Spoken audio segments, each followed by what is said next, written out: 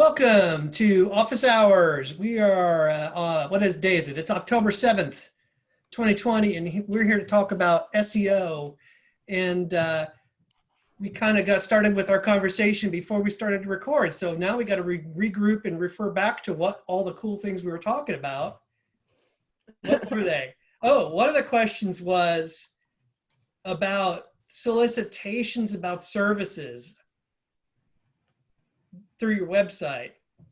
Lavanya, you were kind of asking about that. What were you asking about that? I was asking, I guess, is it common or have you had people to email you about your website and saying that they can help you with your SEO and basically charge them and you do the same thing that they're referring to? Yeah, I get those all the time. In fact, the sample website I use for Curious Ants, Fig Fine Gardens, gets those solicitations all the time. My own website gets those solicitations all the time. I joke with my clients that that's the first step, that people are finding you. That once you start a website, it's usually dead silent for a little bit as Google figures out who you are and whether it's going to serve you in the search results. And so it's kind of crickets. Then the first step of success is that people are finding you and soliciting you. So although it's frustrating to get these solicitations, and these solicitations are usually junk, like I would never pay anybody that emailed me for a service like that. But the other side of it is the good news is that people are finding you. How are they finding you? The search engine. So great. Congratulations. It's your first sign of success. But like even companies that had been around for a long time get these solicitations. I have a client this last week. I mean, they've been in business over 10 years. I've worked with them for 7. They got this really finely worded email saying, if you want to show up in the internet, you need to pay your bill. Here's how you pay your bill. Send a check to this address or give us your credit card number and we'll just bill it for you.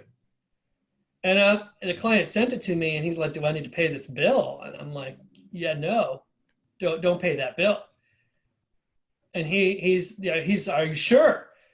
And he sent me the bill and it was worded so trickily. It was like, hey, we're glad you're a customer of ours and we'd like to continue to show you up and show you on the internet. So if you'd like to continue, just pay this bill. It's just it's a modest amount of money. It's not too much. But it's enough to make you think like it's accomplishing something, and just pay the bill. And he was going to pay it. And I was like, wow, I wonder how many companies pay this bill and don't realize it's not doing anything for them. So congratulations if you're getting those solicitations. So tell us, Allie, how is the FAQ schema going for you? It's going great. Since we updated it, we got 5 hits just to that page as the landing page on our website this week, which was an improvement from 0 before. It's a low bar. Yeah, and we're also taking a little bit of a strategy with our social media where we're going to highlight certain questions of the FAQ and kind of share it that way and turn it into something that's a little bit more engaging rather than just, here's some frequently asked questions. Yeah. Have any of those visitors become customers?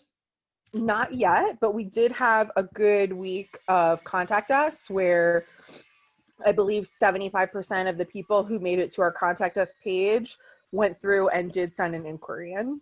Great. Are you guys doing phone call tracking too? We are not. The majority of our customers come through the website and the Contact Us page. So that is really the thing that we are tracking the most. Do you have your phone number on your website? Yes, but I think very, very limited because we want to direct most of those inquiries online and then follow up with them via phone. So you might look at a system like CallRail because you might be getting more customers than you realize from the website, but they're calling. Right. Rather than filling out the form. Sometimes people just want to call. So of the 75% who are filling out your contact form, what if the remaining 25% are calling you? Right. And it might be nice to know that. But then again, it could be, existing customers calling you for appointments or follow up too. But a call tracking system would allow you to know that. Yeah. Awesome. It might be worth, I like the system call rail. It's really easy to set up. And within your case, since you deal with a little more sensitive material, you can turn off recording so it doesn't even record the call. Oh, that's great. And then your clients are protected against, people hearing the phone call. It's nobody's business. You just want to know that they called you. But yeah, that's great news. Thank you. Lavanya, you had asked a while back about one-page websites. How is that coming?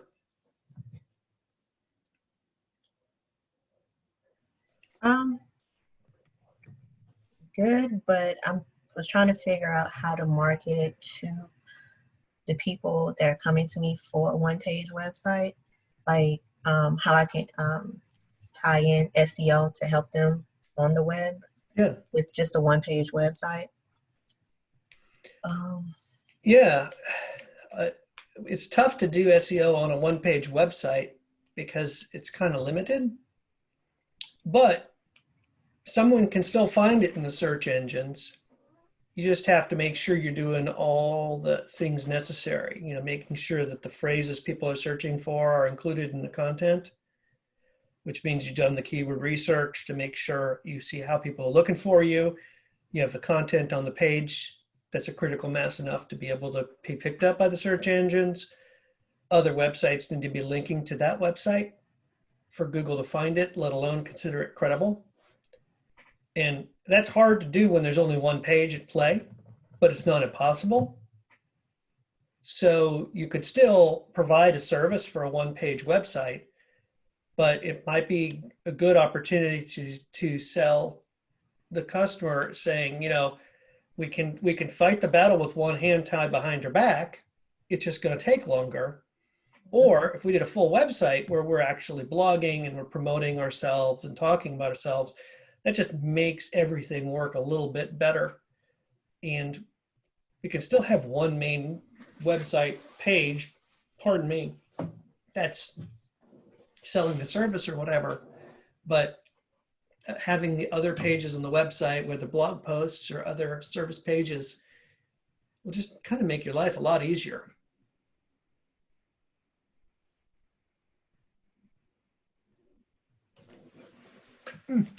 Okay. I hope that helps. Yeah, I took notes. I've been playing around this week I've been talking about it the last couple of weeks with the story brand process, and I just found it super cool. I started doing it even for like a networking group that I work with, and tried to almost redesign their homepage based on this guideline. I found it to be super helpful, especially because it helps you ask the right questions about the company. So for instance, I use the StoryBand process for my group called the group to which I belong, called the B2B Solutions Group. And we kind of have a hard time describing ourselves. What are we? We're a networking group, we're a lead sharing group, but we're kind of not. Who are our target audience? Well, and so one of the things I found out while I did the process was like, have to ask the question, are we B2B solutions providers, or are we a group that targets B2B, other B2B solution providers? And, so what I really like about this process is it helps us really better understand our audience. And so by better understanding our audience, we end up better marketing to them and better connecting with them. So I just really been thrilled with this. I keep promising to add this process to Curious Ants, and I haven't yet, so I'm sorry. But maybe I'll be able to do that with them soon and share it all with you. Anyway, that's my thoughts at least. Awesome. I was on mute. I forgot I was on mute. That Hmm. sounds awesome. Well, anything else we would like to talk about today? So with this SEO, as far as Google, when you are working with clients, you pretty much like helping them find keywords to put on their site as well as interesting topics to help them rank in Google. Yeah. The keyword research process outlined in Curious Ants should help you be able to do both. So as you're doing the research, understand how people are looking for your customers, you should be able to identify, oh, here's the phrases that are what we call high intent phrases, meaning something that someone's looking because they want to pay someone for a service. Those are the great ones to make sure you're putting on landing pages or your homepage and stuff like that. But while you're doing that process, you will find different phrases for which would make good blog posts. Like, we can kind of share a little bit of a process here. Let me go to Google quick and let's share screen, and I'll show you an abbreviated version of how this works. Because the reason I asked is because Yeah. I'm gonna have to include this in my packaging. Yeah. if I have to, like, if I'm creating them a website and I have to help them come up with keywords and everything, so it sounds like I'm gonna have to add that in there. Yeah, absolutely. You know, SEO needs to have a focus. And if we can't really say that we're providing SEO unless we are connecting with something that somebody's looking for. Unless we're connecting with something someone's looking for, SEO doesn't really help bring people in. So we have to figure out what are the things people are looking for relating to our business. Yeah, because I was looking at it being separate. Like, okay, well, I'll create your website, and then if you want me to help you with SEO or something like that, then we can move over to there. But I can include like maybe some of the basics first, and then if they want to go deeper into it, then that's a whole nother separate package possible. Yeah, so some people will, when they do website development, I'm going to stop sharing my screen, will offer, hey, here's the website. And if you want to pay more, we'll provide SEO services for that website. That is a very common way to provide web development services. Or maybe they'll have a partner say, go to this person, they'll do the SEO for you. Mm-hmm. I like to argue that you will provide a better product to your customers if you include essential SEO elements with the website. So what that means is we're giving someone something that gets them a head start. They might not even know what SEO is. Mm-hmm. They might not even know that it's going to help them. But if we give them a website that actually is set up to be able to connect with the people looking for them, Mm-hmm. that website's more valuable to them. The problem is people sometimes don't see the value of paying for it. Or in worst case is you build them a website, you've completed your obligation to them, here's the website, and they call you 2 months later and say, no one's visiting my website. Well, of course not, because we've not done any marketing. Why would anybody find your website? Right. But sometimes people don't know that that's a separate issue. So to be able to bring it up early in the process Mm-hmm. is a good thing. I was listening to a talk, I think it was at WordCamp Greenville a couple of years ago, and they talked about whenever you offer a product to a client, you should always offer 3 options and let them pick from the 3 options. Oh, yeah. One option is the cheap option. That's the bare minimum. They could pay the bare minimum price. They get something for that. It's worth the price. The second option is the option you really want them to take.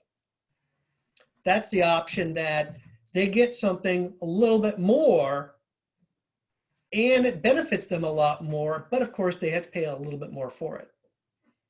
The third option is the option of, this is the dream.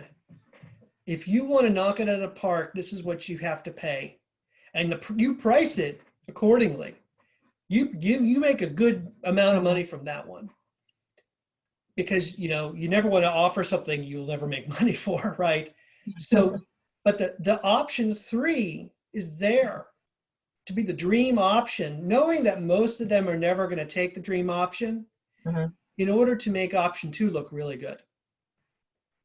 It's the same reason Wendy's offers 3 burgers: the single, the double, and the triple. Very few people order the triple. Yeah. But having a triple makes the double not seem so big.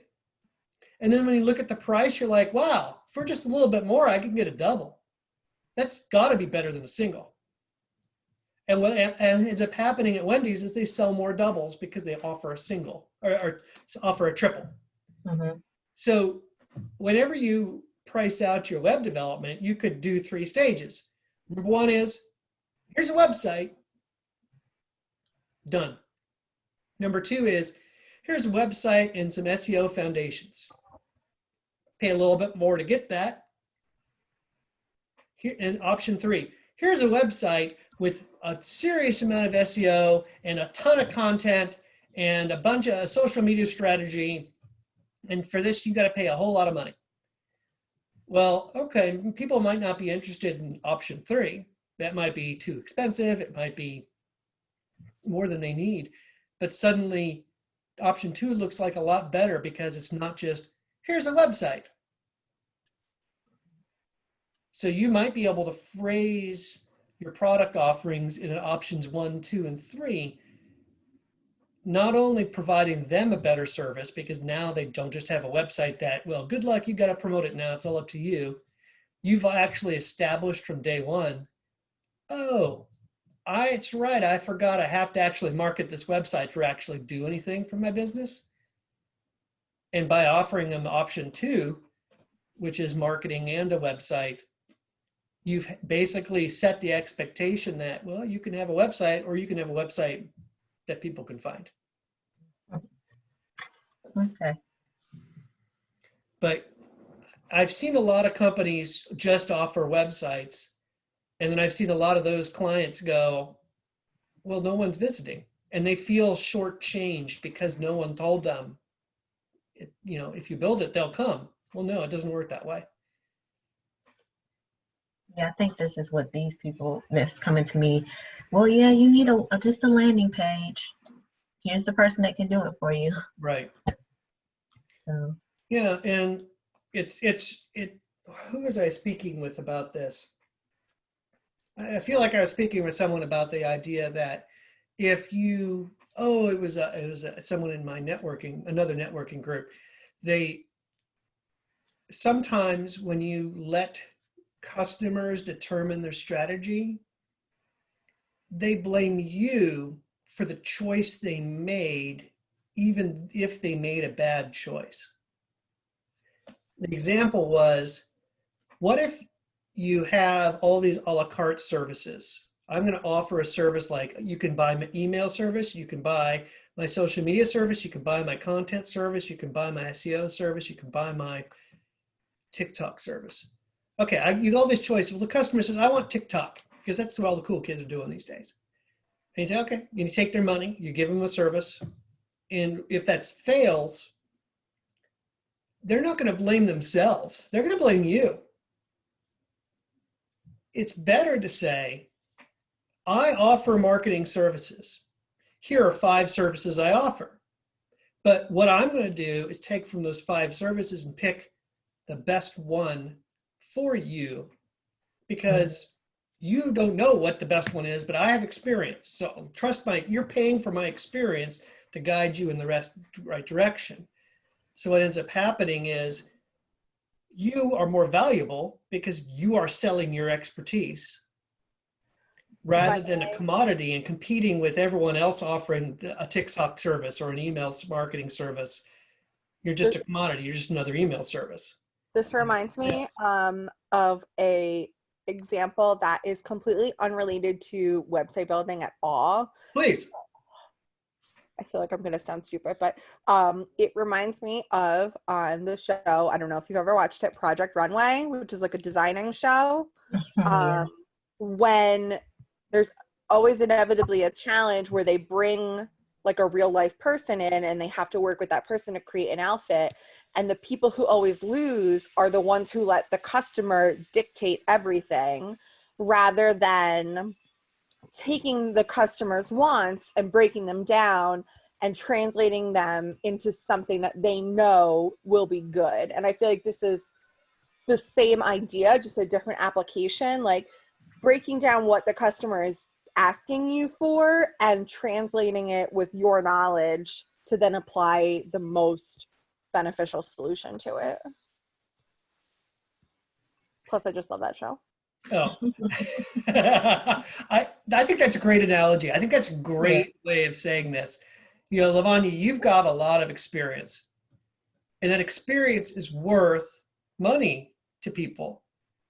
Yeah. And if you just take, you know, if you don't offer that experience, then you're just competing with all these other people who are willing to take money to do, Yeah. you know, anything for a buck. And you're more than that. You've got a lot more to offer than that. Right. You are someone who is creative. You love learning. You're smart and you're able to learn and adapt and change and grow. And this is what I know about you as a person. So sell that as a service. You know, one of the things that's really great about you is you keep working a problem until you can solve it. And that's worth money. So, you know, if you just take whatever they give you, then you're not really valuing yourself for what you're worth. I get it. When you're starting out, it's scary because you're like, oh no, I got to take everything. I got to take all the things because it's could be really scary. Where's the next check coming from? But I've known you for a few years, and I'm constantly impressed in how eager and hardworking and how much you like learning and how hard you work. Like, these are attributes that set you apart from the person on Fiverr or the person in India who can build a website for $10, right? Yeah. You are much more than that. And so you can price yourself accordingly and remind people what they're getting from that. Like, hey, you know, I love troubleshooting problems and I work to figure them out. And that's what you're paying for. And if they're not willing to pay it, well, it's easy for me to say, right? But they might not be worth it as a client if they value you so little. Because a client who values you more is going to be able to be willing to pay you more in the long term, or someone who just thinks of you as just another person in your commodity and they can hire anybody to build this because nobody can do it. Well, that's not going to be very valuable to them. But you have a lot to offer. So I hope this cheerleads you into upselling more services because you've got a lot to offer them. Yeah, that's my problem. I'm scared to scare a customer away if I price too high, but then again, I don't want to price too low. Well, that's what I like about the 3-price option. Yeah. You can give them a low price, but make sure they understand that low price in context of, like, the lowest price is bare minimum, and that should be bare minimum that you need to do the project to make it worth your time, right? Mm-hmm. Not bare minimum they're willing to pay. Bare minimum you're willing to do it for. Price 2 is more than bare minimum, but they're getting a lot more. And price 3 is, I'm going to price something, it doesn't have to be $1 million, but it's a significant amount. Well, hey, every once in a while, someone's going to pay that tier 3 pricing. I remember once I started doing this kind of 3-tier pricing thing, I call the tier 3 like the go away price. Like, I don't really expect you to pay me that, but if you do, great. I remember the first time someone took that option, and I was like, oh, okay, you want to pay that? I will take that amount of money, right? And it was great. Now, not everybody does it. Most people take buy the Wendy's double, because they know the Wendy's single is not as great when they see all they're getting for the price of the double. Okay. Well, with your instructions, with Curious Ants, at first I thought I wasn't doing something right, but I see I am getting people coming to my site, and then also people emailing me soliciting, so I guess I am doing something right. But when I saw that email, I kind of felt like, well, what am I doing wrong if somebody's emailing me, give me pointers like, this is not right, you need to get this free book, and yeah.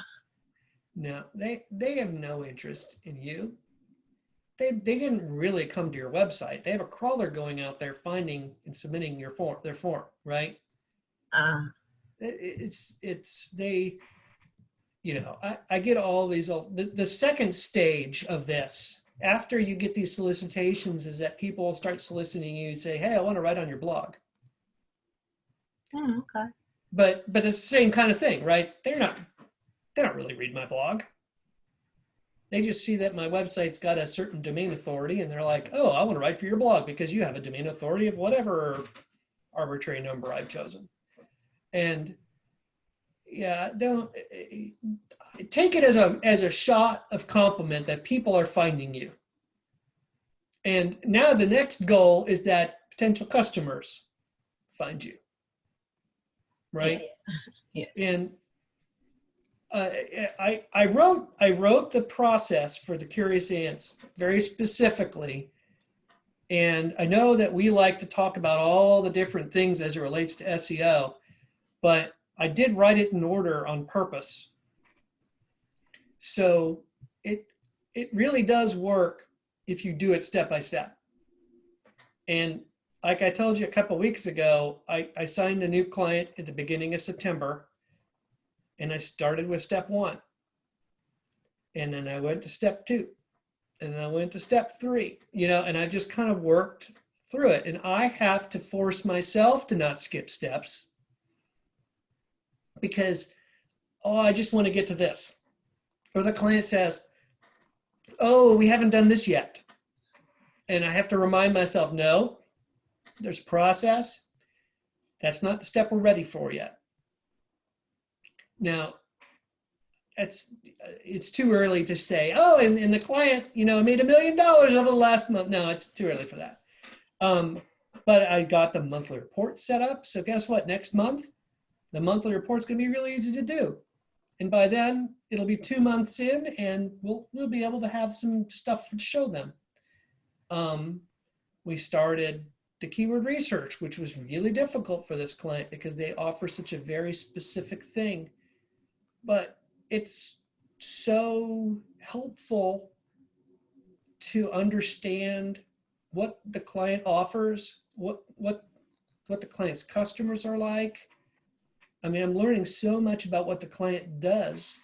Frankly, that's why they hired me. Their former SEO company didn't take the time to learn what they were doing. And so the former SEO company would pick these weird words to try to rank for it. And the client's like, but that's not what we do. I mean, it sounds like what we do, but they were frustrated that the former company never took the time to understand their business. I just figured it out.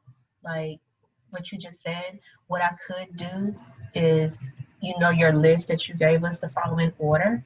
And if they become like one of my ongoing clients, like I maintain their website, I can just start off small with them with like maybe the first step.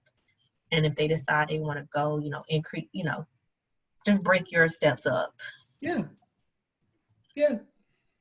Yeah. I mean, one of the things I'd like to do with Curious Ants as we get more people to participate is set up a timer where you can kind of estimate this step takes this long to do.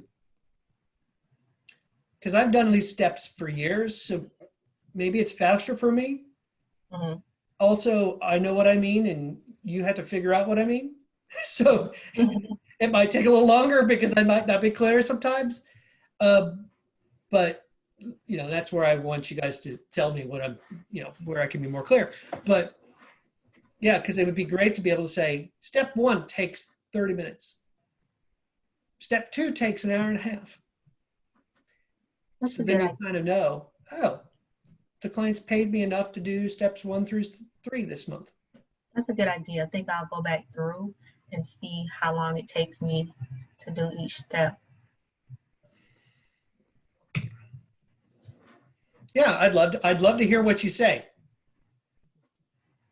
because that would be really valuable to all of us to be able to say, oh, step 1 is only 30 minutes. Why am I putting it off? Yeah.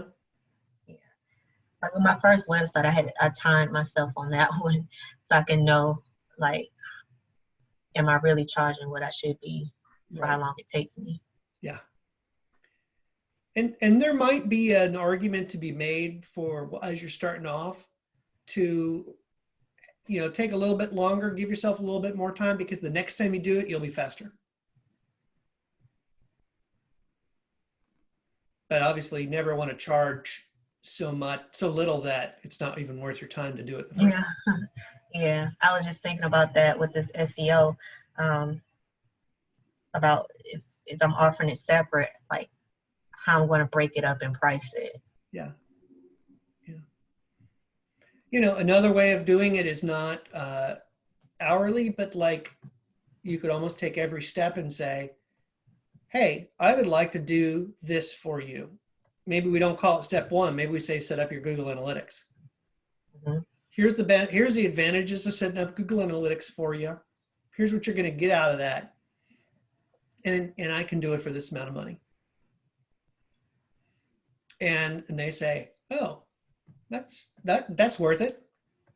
And you just charge them for that. You could charge by project and almost do each step as a new project. Okay. Very helpful. I hope so. I'm a big fan. All right. Well, we've cheered Lavanya on. Today was Lavanya cheerleading day, I think. Woo!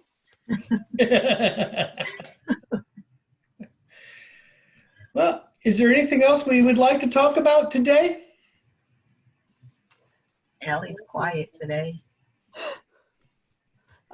We're introducing new like scheduling software, and that's like been consuming my life. It's just getting this website set up and figured out and everything, and it's like, ugh. So yeah, SEO is taking a back burner for me this week. All right.